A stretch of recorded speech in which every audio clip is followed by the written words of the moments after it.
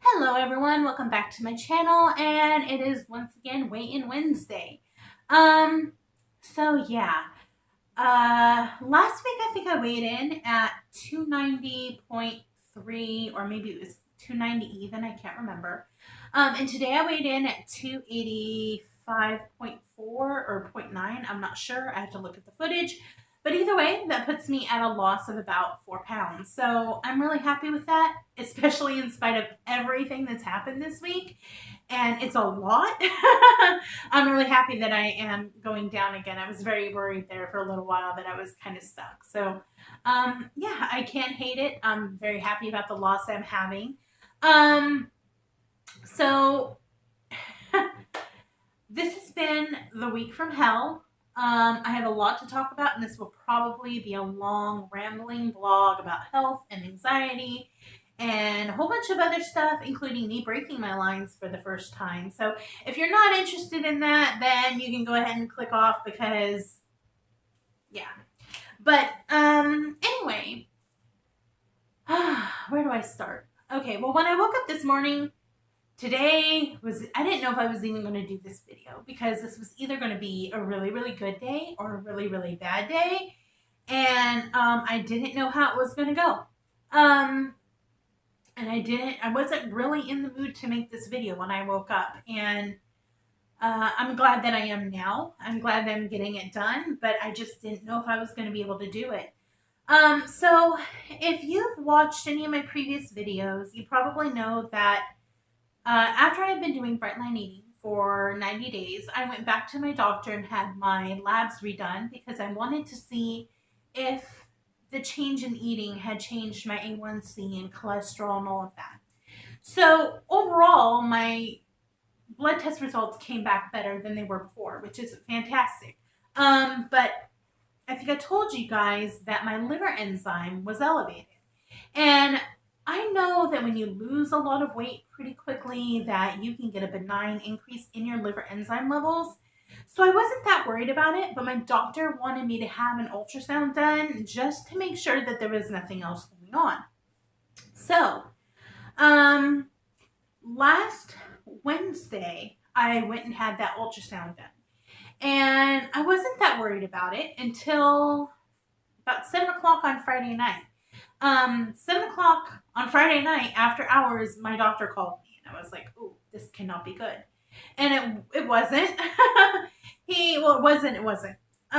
He said that they had got my labs back and that my liver looked okay, but there was something on my ultrasound, and it indicated that there could be a possible mass, i.e., tumor, on my left kidney, and that I needed to go back and have an ultrasound done on my kidneys as soon as possible. He told me he did not want to wait for the referral to go through electronically, which is why he was calling me. He wanted me to go into his office first thing Monday morning, pick up my referral papers, and then take it to the imaging department. So that's what I did. I spent the whole weekend freaked out, completely freaked out, because I think I mentioned in my last video, I have a pretty severe anxiety disorder. I have most of my life.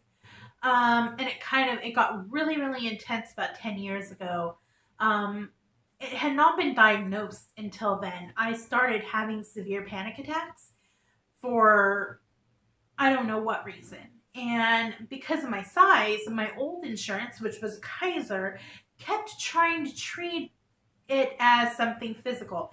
My panic attacks were manifesting physical symptoms like heart racing and all that stuff. And if you've ever had a panic attack, you know that when you have a panic attack, you feel like you're dying. You feel like you're having a heart attack. So because of my size, Kaiser never once thought maybe this girl is having a panic attack. They went straight to, "Oh, you're over 250 pounds. You must be having a heart attack. There must be something wrong with your heart." So for like 3 years, Kaiser put me through a bunch of tests trying to find something wrong with me and did not treat the panic attacks because they didn't even look at that as an option. So during that 3-year period, because I was having all of these attacks and completely paranoid that I was having a heart attack and there was something wrong with me, I developed hypochondria. So if you can imagine someone who's a hypochondriac and also has an anxiety disorder is told that there might be a tumor on their kidney, you can imagine how freaked out I've been this entire time. So anyway, I went, the whole weekend was just a bust. It was my birthday this weekend. I did not feel like celebrating. I didn't want to do anything. I just wanted to like self-medicate and stay in bed. We did go out for my birthday, but I really, God bless everyone around me. They were wonderful, but I just did not feel like celebrating. I was just too stressed out. And see, I could cry about it now because I'm still stressed out. So anyway, I went down Monday morning, picked up my referral papers, and went immediately to the imaging department at the hospital. And luckily, they had a cancellation that day and were able to get me in right away. So I had my ultrasound on my kidneys done.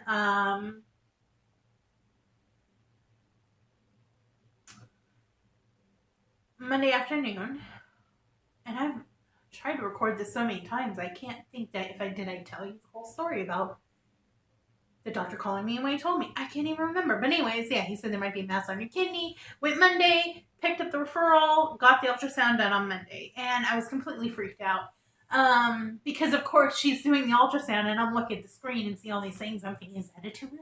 Is that a tumor? What's that black mark? What's that white mark? Like things I don't need to be worrying about because I don't know the first thing about doing an ultrasound. So it was a Monday. They told me the results would be in sometime on Wednesday. And so yeah, when I woke up this morning, I was really just dreading the entire day because I didn't know what they were going to come back and say. If they came back and said, yeah, you've got a mass on your kidney, the number one, like the immediate treatment for if anyone doesn't know this, the immediate treatment for any kind of tumor on the kidney is surgery. That's the best course of treatment. And surgery on the kidneys is very delicate because so much blood flow goes to the kidneys. It's very easy to have problems with excessive bleeding. It's just kidney surgeries are very dangerous. And I'm completely afraid of ever having to go under anesthesia. I'm definitely afraid of anesthesia.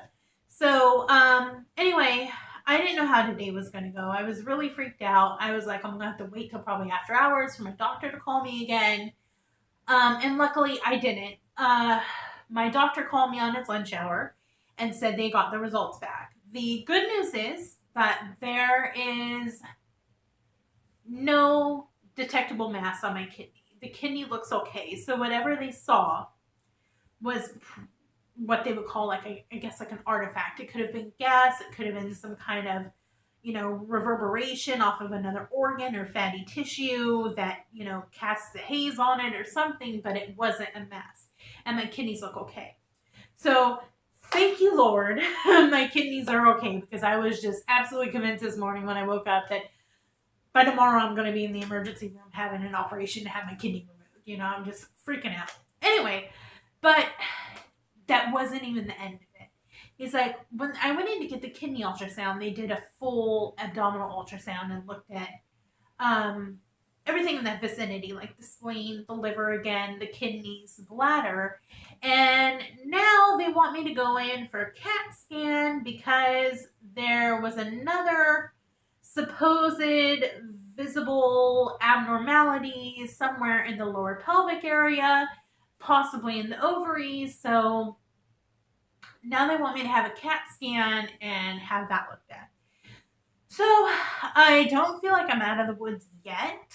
I shouldn't worry about too much. And I mean, at this point, I feel like anything would be better than something being wrong with my liver or kidneys. Like, if it's an ovary, like, fine, take the ovary, or if it's intestinal, like, they can remove part of your intestines, and that's not nearly as serious as removing a kidney.